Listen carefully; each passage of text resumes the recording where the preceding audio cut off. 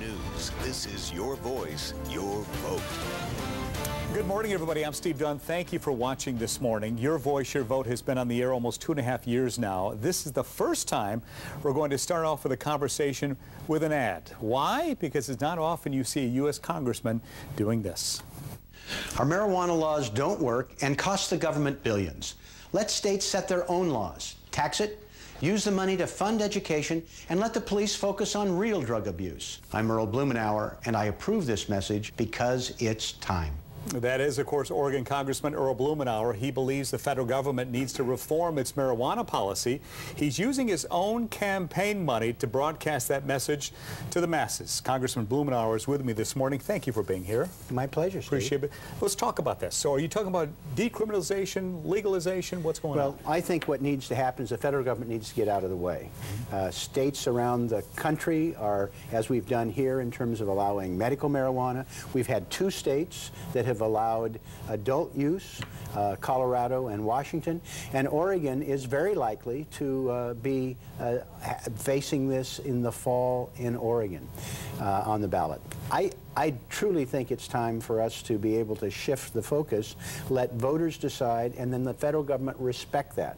I truly believe that the policy of prohibition of marijuana is a failed policy, enriches cartels, doesn't keep it out of the hands of kids, and costs us money that we could spend elsewhere. Where does your passion for marijuana come from?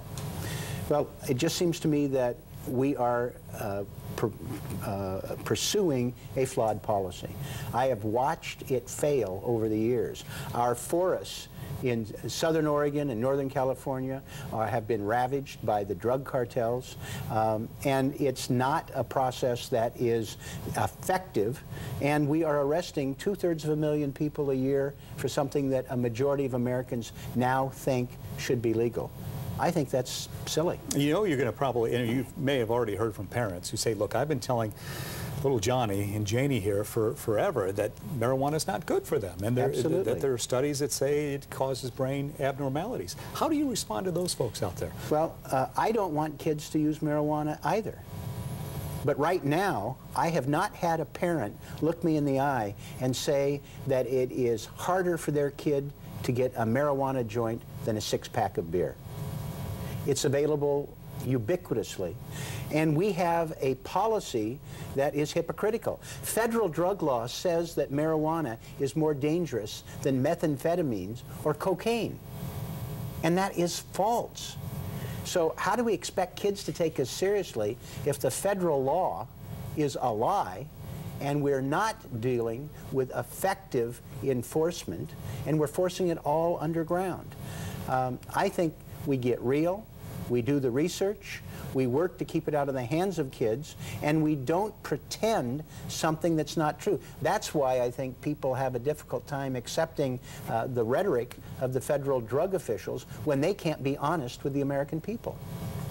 You're spending your own campaign money for these ads. How much money are you spending on that? Do you know? Well, we have a variety of ads, and I don't know the breakout on it. And why now? Why the ads now? Well, these are issues. There are a series of things that I want the public to focus on that are, some are not without controversy, but it's time for us to step up and take action, whether it's end-of-life care, whether it's rebuilding and renewing this country, or having a rational marijuana policy. These are things that we shouldn't kick the can down the road, and if we address it directly, I think we'll be better off. We'll save money, and we'll have more effective laws for what we do care about. Are these ads running nationally as well? There's some that are online, but the media that we've bought for television is all here in the Portland metropolitan area, including KATU. Hopefully all K2, this Congressman. We took the Congressman's ad to downtown Portland to get reaction. Listen to this. People are going to do what they want to do. I think if the government can try and skim a little bit off of that to pay for our roads and our schools, great. A huge problem with street drugs is they tend to be cut with stuff that's not safe. So there has to be a priority on safety, not just focusing on tax revenue. I mean, it makes people happy and it gives money to places that need it, so why not? Portland, of course, more liberal. We know that than other parts of the state, so not surprising that most of the people we interviewed agreed with you. But what kind of reaction do you think you'll get from the rest of the state? Well, actually, we are finding that on a national basis, attitudes are changing, and there are a lot of people who have sort of a live and let live philosophy in terms of they don't want the federal government interfering. There are some very conservative people in Congress that have joined us on bipartisan legislation for marijuana reform. I think we're going to find, if it's on the ballot this fall, that the votes are going to break out in ways that are a little unusual. It's not a simple red, blue, Republican, Democrat, conservative, liberal. There are lots of people who are more of a libertarian orientation, very conservative on some things, but think, get the federal government out of this. When you decide to do something like this, do you run it past, say, the Obama administration, say, here's what I'm going to do? How does this work? No, I mean, these are things that these are a variety of issues that I care about, that my constituents care about, and that I think are important for us to focus on. In fact, I have been pushing the Obama administration to try and make some changes that they have under their control. For instance, under the crazy system we have now, hundreds of perfectly legal marijuana businesses in Colorado, Washington, or medical marijuana, where it's legal in 21 states, have to be all cash business? Well, you know, if you care about money laundering, if you care about theft, if you care about tax evasion, forcing people to pay their bills with shopping bags full of $20 bills is ludicrous.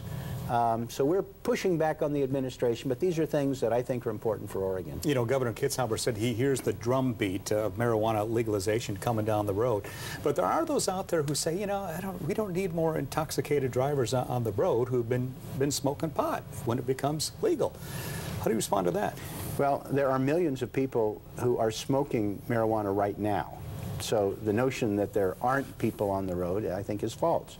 But if we are able to have a rational system where we're not, where we can focus on areas of abuse and danger, and impaired driving is one of them, and focus on that rather than arresting people for something that the majority of Americans think should be legal in the first place, we'll be able to set our priorities. And I do think we need to do research, we need to do education, we need to be honest with the American people. That is how we have cut cigarette smoking by 2/3. We didn't arrest people, we didn't lock them up, we had public education, research, we worked on having safer products, and we worked with our children and public health people. We need to do the same thing, I think, with marijuana. Oregon voters will most likely have several initiatives regarding marijuana legalization on the ballot.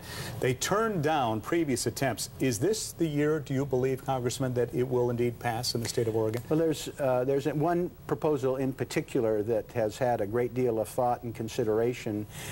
It's modeled on what successfully passed in Washington and Colorado. I personally feel that if we had either of those two ballot measures on the ballot in Oregon 2 years ago, that they would have passed. And so I think this is a much more realistic effort, and it has, I think, an excellent chance of being approved. Are you hearing anything from your constituents at all about this? I have, since I've been working on the national level to try and fix some of the federal laws, I've been getting some feedback. I mean, there are some people who raise questions that are legitimate questions that we need to examine. But in the main, most people think, well, it's time to change, or that they personally are thinking about it. So this is going to be very much on people's minds this year.